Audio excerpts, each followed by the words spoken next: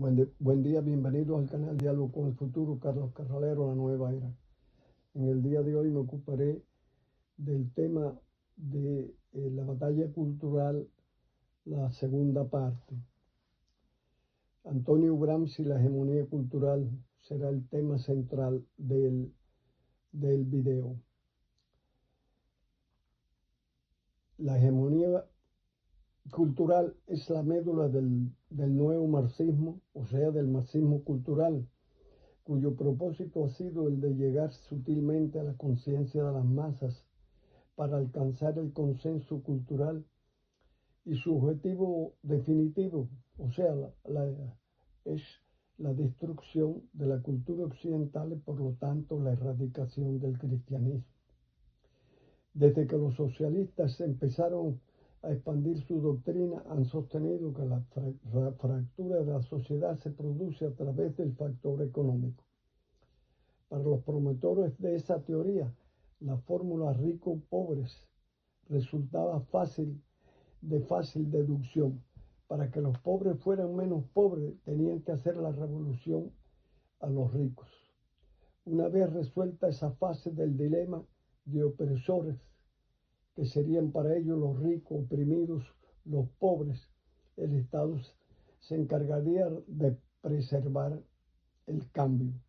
Con esa filosofía por décadas han manipulado la mente y cargado de engaño la conciencia de la sociedad, que históricamente ha sido muy sensible a la manipulación.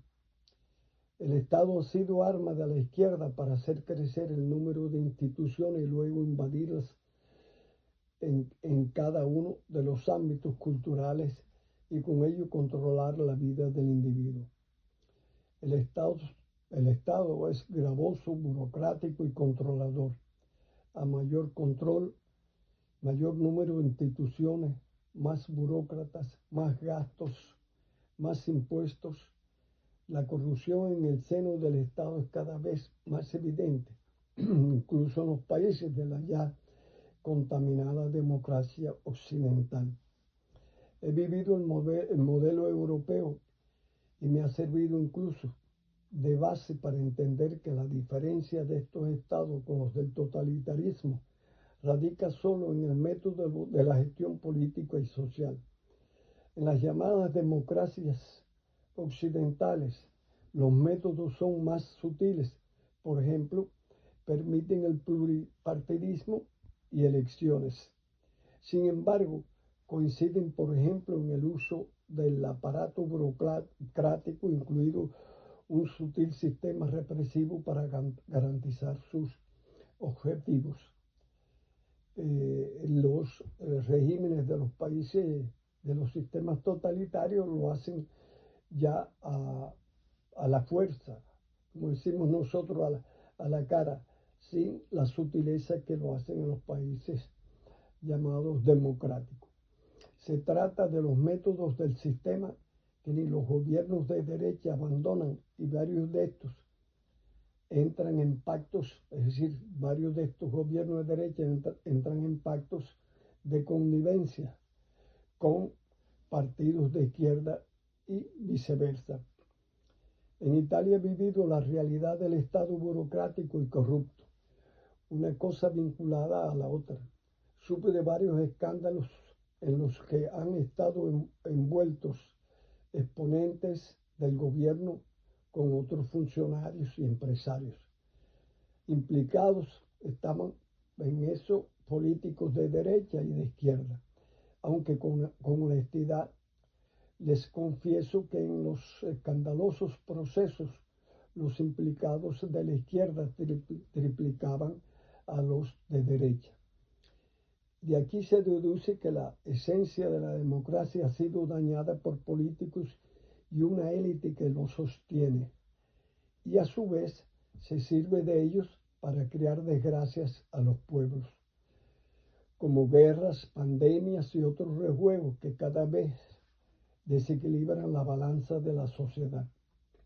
No es difícil entender que los desastres naturales, las guerras y las pandemias crean más pobreza a la población y más riqueza a los rapaces de las élites. Italia es la patria de Antonio Gramsci, cuya doctrina, junto a la teoría crítica de la Escuela de Frankfurt, se ha convertido en fundamento de la versión moderna del marxismo, o sea, el marxismo cultural, con su doctrina antioccidental y por lo tanto anticristiana. Les traigo una breve reseña biográfica del personaje Antonio Gramsci. Gramsci nació en la isla italiana de Cerdeña el 22 de enero de 1891 y murió en Roma en abril de 1837.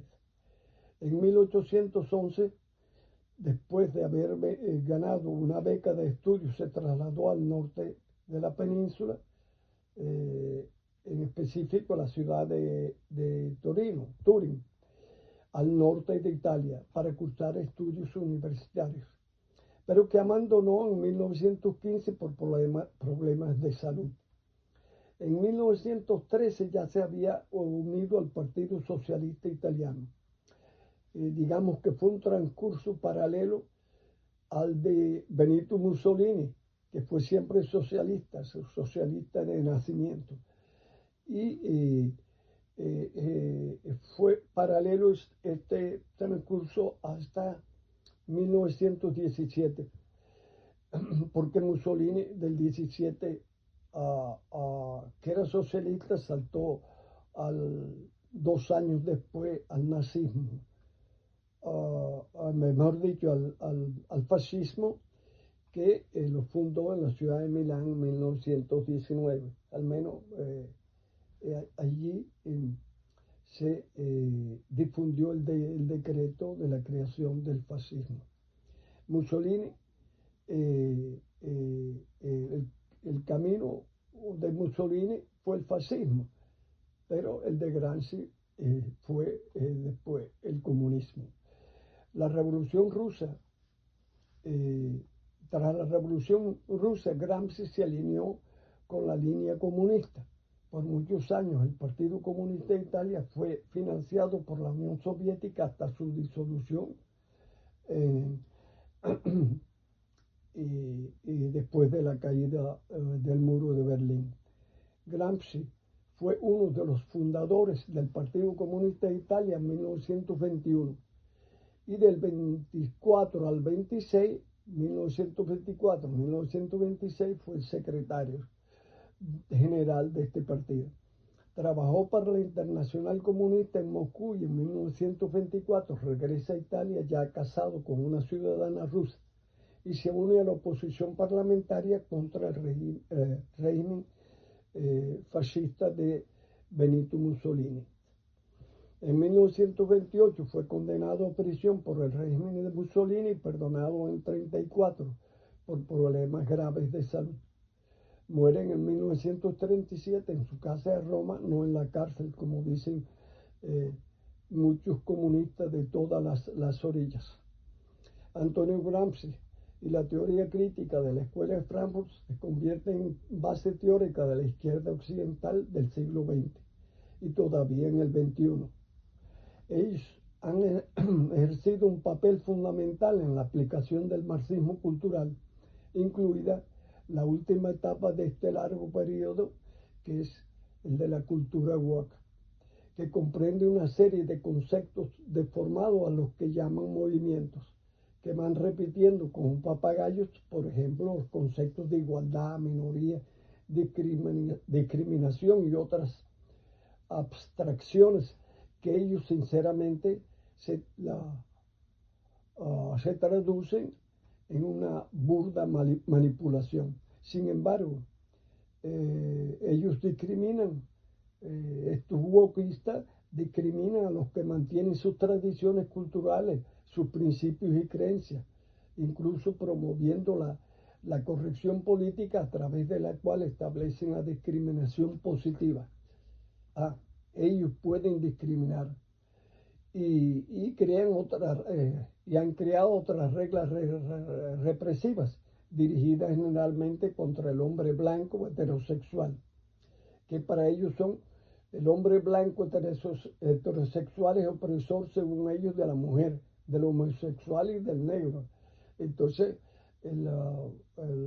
los ingenieros sociales se crearon el academismo de heteropatriarcado, porque el problema es atacar a la figura paterna, al hombre de la familia nuclear.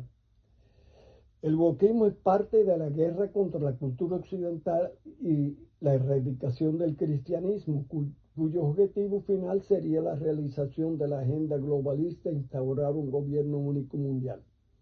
La conocida Agenda 2030, que sin triunfalismo alguno se ha empantanado gracias al despertar de millones de personas como resultado de nuestra batalla cultural,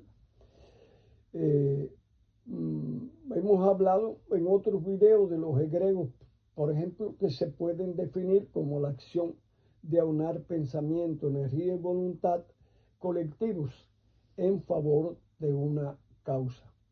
Nuestro egrego ha sido positivo y esto está marcando un crecimiento espiritual y de nuestra conciencia colectiva.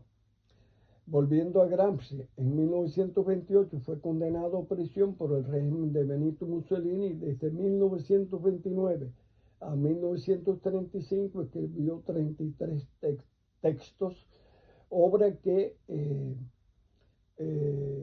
lleva como título Cuadernos desde la cárcel, porque bueno, cada tema lo iba escribiendo en cuadernos, en los que escribió temáticas de literatura, política, filosofía, análisis y reflexiones varias. Gran parte de esos textos se han convertido en base teórica para la aplicación del marxismo posterior a Marx y Engels, o sea, el marxismo cultural, y desde luego una guía cuyos efectos e influencias están presentes en el cada día de nuestra cultura. El aspecto troncal de esta obra, Cuadernos desde la cárcel, está en la hegemonía cultural, instrumentos para el cambio político y social. La diferencia entre la filosofía de Marx y Gramsci radica en la esencia del factor de lucha, pues como vengo anotando, para Marx y sus seguidores el factor económico sería el ingrediente fundamental de la fórmula de guerra de pobres contra ricos. Para Antonio Gramsci, en cambio, es el factor cultural, y esto es importante. Si la batalla de Gramsci fue cultural, es decir, la batalla cultural para la transformación de la sociedad. Gramsci con paciencia diseñó su doctrina y estableció que el cambio político se lograría no solo a través de la toma violenta del Estado, sino mediante el asalto paulatino a todas las instituciones, a través de la penetración cultural, sin un trabajo muy sutil. Entonces, he aquí que se conforma el plan total, el de la hegemonía cultural, transformando pensamientos, tradiciones, creencias, valores y, en fin, la cosmovisión de la mayor parte de la sociedad.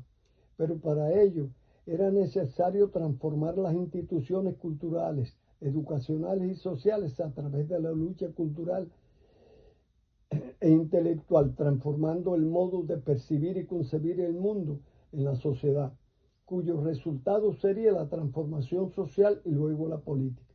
Hay que puntualizar que Gramsci no se oponía a la revolución en manera taxativa, es decir, no se oponía a ningún tipo de revolución, es decir, no la descartaba, pero él contrastaba el método de su colega Lenin, expresando que para la transformación puramente económica sería necesario pasar por el cambio cultural primero.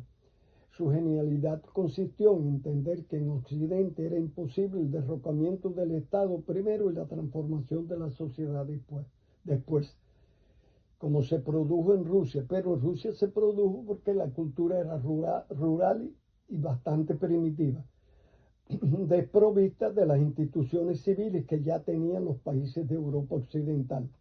en los que Gramsci entendió la batalla en lugar de económica debería ser cultural, asaltando poco a poco todas las instituciones, desde la familia, la escuela, la universidad, la religión, etc. Y luego, solamente luego de la toma de la cultura, vendría el dominio del Estado a través del cual se establecería la hegemonía cultural de los medios de comunicación, las instituciones educacionales, desde la escuela hasta la universidad, pues las instituciones burocráticas, literarias, científicas, y de la misma manera las relacionadas con las artes. Para Gramsci, la génesis del proceso hegemónico está vinculado a la actividad educativa de la sociedad, como resultado de la estructuración y vínculo entre lo político y lo educativo, donde la clase dominante ejerce la acción coercitiva a través del Estado, difundiendo sus valores y visión del mundo hasta convertirlos en sentido común, a través de la cultura y la educación, proceso que generalmente es una acción manipuladora muy sutil y llega según su plan al consenso social, y es aquí donde muchos han caído en la trampa gramsciana. Entre los teóricos marxistas, Gramsci en el orden individual es considerado el más influyente del siglo XX. La escuela de Frankfurt, por su parte, ha sido muy influyente, pero estaba constituida por un grupo multidisciplinario, que no era un solo hombre, como en el caso de Gramsci. Para colocar una barrera a los suspicaces, Gramsci instruyó que en el proceso hacia la hegemonía se debía usar la coerción solamente cuando se tornase imprescindible. La persuasión dirigida a las masas, la articulación y vínculos entre diferentes instituciones sería la clave para mantener el dominio. La ampliación o las alianzas con diferentes grupos e instituciones, educación, arte, religión, burocracia, instituciones no gubernamentales, etc., sería el factor importante para ampliar el consenso. El resultado lo vemos actualmente en la aquiescencia de las instituciones estatales y la mayoría de las privadas, incluso individualidades famosas, por ejemplo, personajes influyentes en el arte y el deporte. Son varios y diversos los contextos, por ejemplo, en el famoso campeón de baloncesto, LeBron James, o en el mundo del arte, varios actores de Hollywood o del mundo de la música que son completamente ideologizados. Otra modalidad es la que observamos desde hace varios años en Italia, antes de comenzar los partidos de fútbol de la Serie A, que obligan a los deportistas a colocarse una raya roja en el rostro y muchas veces arrodillarse, ritual que se traduce como pedir perdón a las mujeres que sufren violencia doméstica. Pero el adjetivo doméstico tiene un sentido malvado, y es hacer creer que en la familia solamente los violentos son los hombres. Un ejemplo palmario de uno de los componentes del feminismo es hacer creer que el violento es solamente el hombre. Estos y tantos ejemplos son impulsados por el wokismo, la izquierda y el Estado profundo. Ellos son los verdaderos opresores. Sin embargo, usando el engaño, aplican incluso la filosofía del arte de la guerra del estratega chino Sun Tzu, obra de varios siglos antes de Jesucristo, empleada a través de la historia por varios políticos estrategas, por ejemplo Napoleón Bonaparte, en el caso del nacionalsocialismo a través del Ministerio de la Propaganda de Adolfo Hitler. Fidel Castro usó el engaño para hacer creer que la culpa de la miseria total en Cuba era de otro, mientras se instauraba el socialismo real. Una frase define la filosofía de la obra del chino Sun Tzu: ganar sin luchar, o para evitar luchar, es decir, usar el engaño. Los socialistas en general ganan consenso con la propaganda mendaz, con los prejuicios de millones y la cantidad de otros tantos. Ganan dinero trabajando poco y produciendo poco, por eso envidian a los que prosperan y producen riqueza trabajando. Esta es la ideología de la envidia.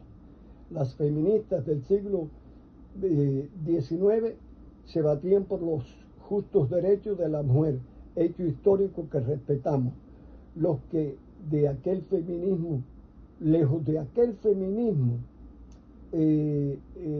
está el feminismo del siglo XXI, con una absurda y para mí, mi gusto y el de muchos, repugnante aplicación. En los últimos años han surgido algunas voces entre abogadas, fundamentalmente en España e Italia, que con espontaneidad han salido en defensa de la verdad con datos estadísticos, demostrando que en lugar de feminismo es de feminicidio, es el androcidio lo que predomina. Hasta aquí nuestro video, que ha sido bastante largo. Esperemos el próximo video, que va a continuar el tema de la batalla cultural, por supuesto, importante en este momento.